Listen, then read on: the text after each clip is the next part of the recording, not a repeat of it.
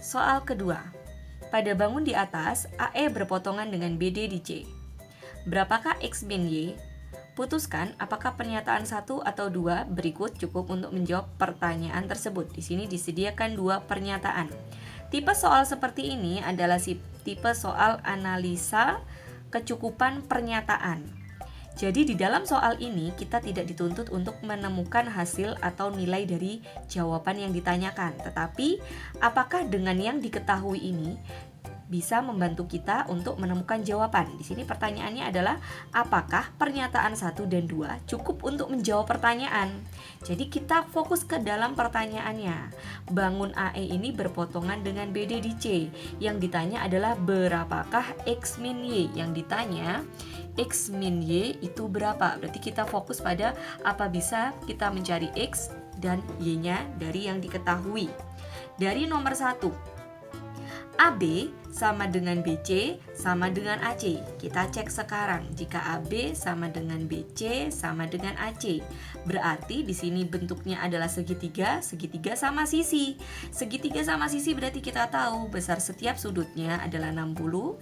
Di sini 60, di sini juga 60. Nah, lalu kita punya suatu konsep. Nah, jika ada dua garis yang saling bertolak belakang, jika di sini besarnya 60, maka yang bertolak belakang dengan dia juga besarnya adalah 60, sehingga kita bisa tahu nilai Y-nya adalah 60. Dari sini kita tahu nilai X dan nilai Y, maka pernyataan pertama dapat digunakan untuk menemukan jawaban. Karena kita tahu nilai X sama dengan 60, nilai Y sama dengan 60, berarti jelas nilai X min Y bisa kita cari. Yang kedua, pernyataan kedua, kita cek. DE sama dengan EC sama dengan DC.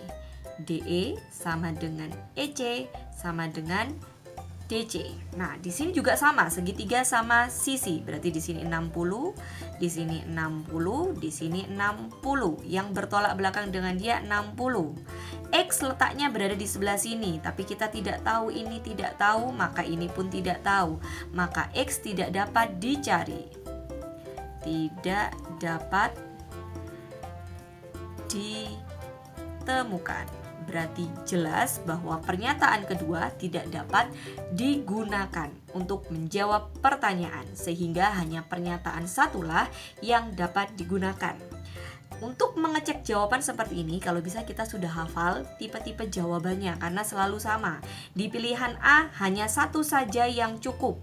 Di pilihan B hanya dua saja yang cukup, satu tidak. Di C dua-duanya cukup, harus butuh dua-duanya, tetapi satu pernyataan saja tidak cukup.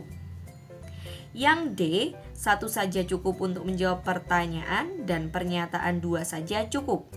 Yang E, pernyataan 1 dan pernyataan 2 tidak cukup untuk menjawab. Nah, dari sini kita tahu satu pernyataan saja cukup, berarti jawabannya adalah yang A.